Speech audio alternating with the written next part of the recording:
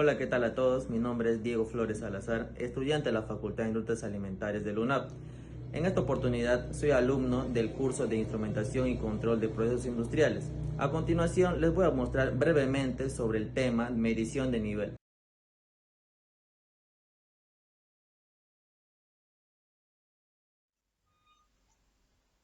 Medición de nivel. La medición y el control de procesos son fundamentales para generar en definitiva los mejores resultados posibles en lo que le toca a la utilización de recursos, máquinas, protección medioambiental y seguridad, entre otros, una unidad productiva. Los aparatos de medición y control de procesos industriales suelen mensurar características físicas: tensión, presión, fuerza, temperatura, flujo y nivel, velocidad, peso, humedad y punto de rocío, químicas, el pH, conductividad eléctrica. Además, hay productos complementarios dedicados a la adquisición de datos y automatización para dejar los procesos de medición y control cada vez más rápidos y eficientes, los costes reducidos.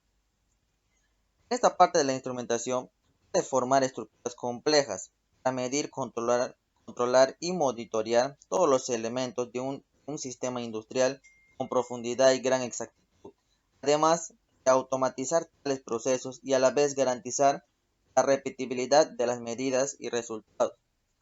Los instrumentos de nivel pueden dividirse en medidores de nivel de líquidos y sólidos.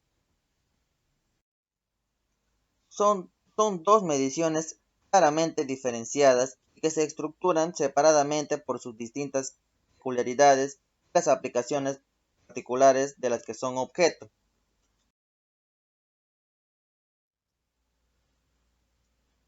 Bueno, a continuación vamos a presentar diferentes características entre cada uno, del líquido y sólido.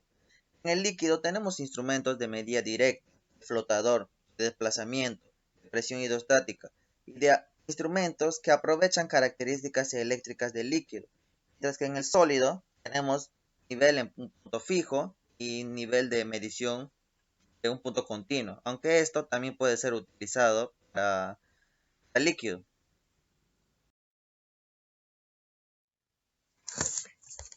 Bueno, empezamos con el líquido, medida directa de medidor de sonda. Este consiste en una varilla o regla graduada de la longitud conveniente para introducirla dentro del depósito. La determinación del nivel se efectúa para la lectura directa de la longitud mojada por el líquido, como podemos observar en la imagen. En el momento de la lectura, el tanque debe estar abierto a presión atmosférica. Se utiliza generalmente en tanques de gasolina.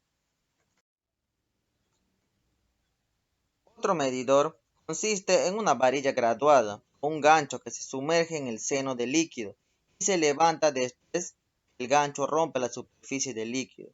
La distancia de esta superficie hasta la parte superior del tanque representa indirectamente el nivel. Se emplea en tanques de agua a presión atmosférica.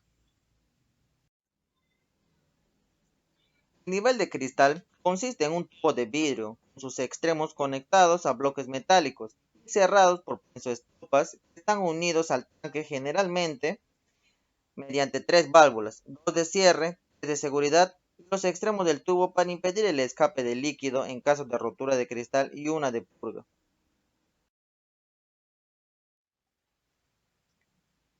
Continuando con el tema de líquidos, cambiamos ahora a los instrumentos de flotador, los cuales consisten en un flotador situado sobre el líquido y conectado a un sistema externo que muestra el nivel.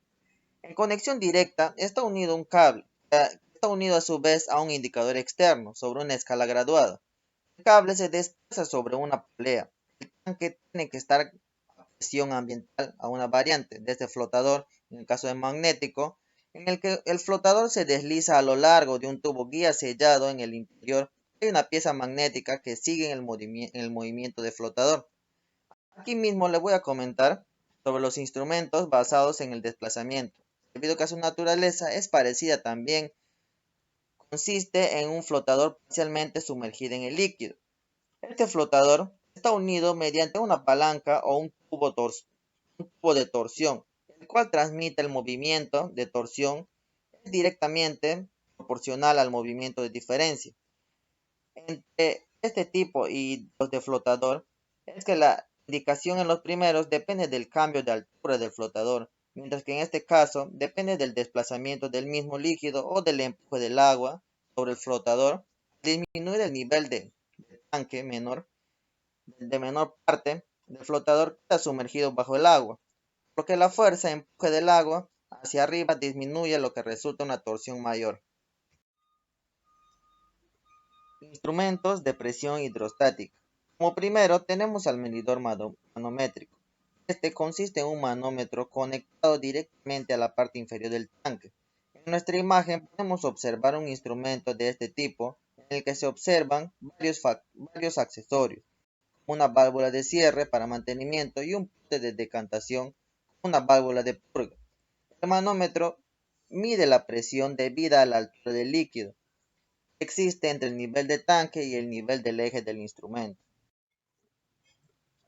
Como segundo, tenemos al medidor de membrana. Utiliza una membrana conectada con un tubo estanco al instrumento receptor. La fuerza ejercida por la columna de líquido sobre el área de membrana comprime el aire interno con una presión igual a la ejercida por la columna de líquido. El instrumento es sumamente delicado, ya que cualquier pequeña fuga de aire contenido en el diafragma destruiría la calibración del instrumento. Como último tenemos al medidor de tipo burbujeo. Consiste en un tubo sumergido en el líquido por lo que se hace pasar aire, un aire que genera burbujas, y lo que se mide aquí es la presión del aire que se deja pasar.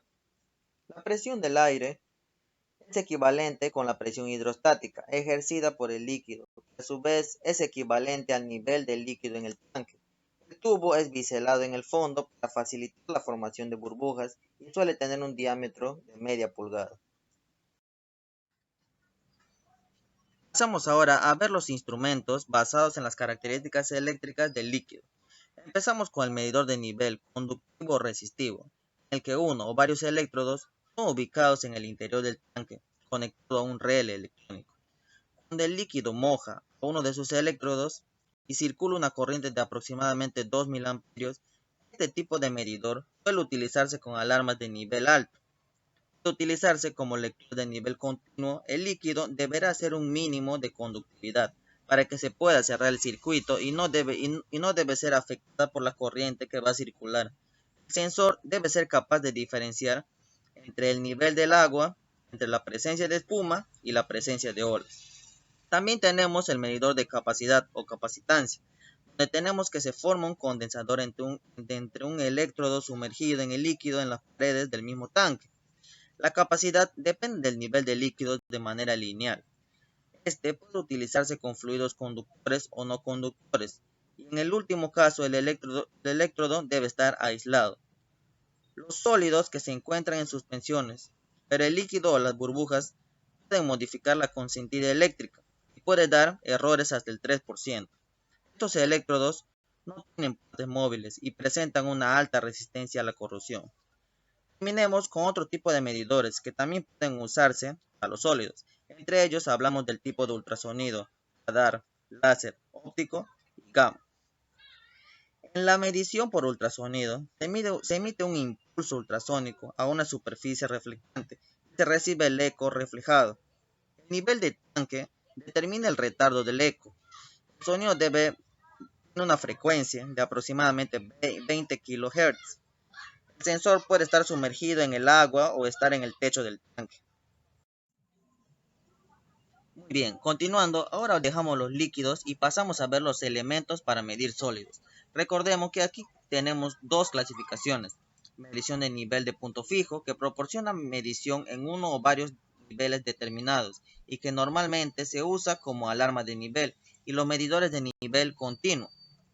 Entre los medidores de nivel de punto fijo encontramos el primero, que es el detector de diafragma. Consiste en una membrana flexible que puede entrar en contacto con el producto dentro del tanque y que tiene en su interior palancas con contrapeso apoyados sobre un interruptor. Cuando el nivel de sólido alcanza el diafragma, el accionamiento del mecanismo y activa automáticamente el interruptor. El diafragma puede ser de tela, de goma o de fibra de vidrio y puede usarse en tanque a presión o al vacío. Los dos siguientes tienen un mecanismo de acción similar. Tenemos el cono suspendido, que consiste en un interruptor dentro de una caja que es activado con un cabezal de goma. Está conectado a una varilla, como bien lo podemos ver acá, en el exterior de la caja. Cuando el nivel del sólido alcanza este cono se activa automáticamente el interruptor. Este se usa en tanques a presión ambiental y se utiliza para control del nivel de carbón, de granos o de caliza. Ahora hablemos de la varilla flexible. Consiste en una varilla de acero conectada a un diafragma de latón, donde está conteniendo un interruptor. Cuando los sólidos presionan, aunque solo sea ligeramente, en la varilla el interruptor se cierra y actúa sobre una alarma. Hablemos ahora sobre las paletas rotativas. Consiste en un eje vertical dotado de paletas que gira continuamente a baja velocidad, accionando por un motor síncrono. Cuando el producto sólido llega hasta las paletas, las inmoviliza, con lo que el soporte del motor y la caja de engranaje empiezan a girar en sentido contrario. En su giro, el soporte del motor actúa consecutivamente sobre los interruptores. El primero, el primero excita el equipo de protección, por ejemplo, una alarma, y el segundo desconecta la alimentación eléctrica del motor, con lo cual este se queda bloqueado. Cuando el producto baja de nivel y deja las palas al descubierto, un resorte vuelve al motor a su posición inicial, liberando los dos microruptores. De este modo, el motor se excita, con lo que las palas vuelven a girar y la alarma queda desconectada. Medidores de nivel del tipo continuo. El medidor de nivel del sondeo electromagnético es el primero, representado en la figura que muestro ahí. Consiste en un pequeño peso móvil, sosteniendo por un cable desde la parte superior del silo mediante poleas. Un motor y un programador situados en el exterior establecen un ciclo de trabajo del peso.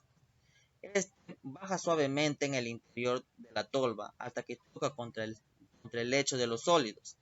En este instante, el cable se afloja y un detector adecuado invierte el sentido del movimiento del peso, con lo que éste asciende hasta la parte superior de la tolva, donde se para, repitiéndose el ciclo nuevamente. Bueno, para terminar tenemos el medidor de nivel de báscula. Mide el nivel de sólidos indirectamente, a través del peso del conjunto tolva más producto. Como el peso de la tolva es conocido, es fácil de determinar el peso del producto y por lo tanto el nivel. La tolva se apoya en una plataforma de carga actuando sobre la palanca de una báscula o bien carga sobre otros elementos de medida neumáticos, hidráulicos o eléctricos. Podría ser galga extensión magnética y microprocesador.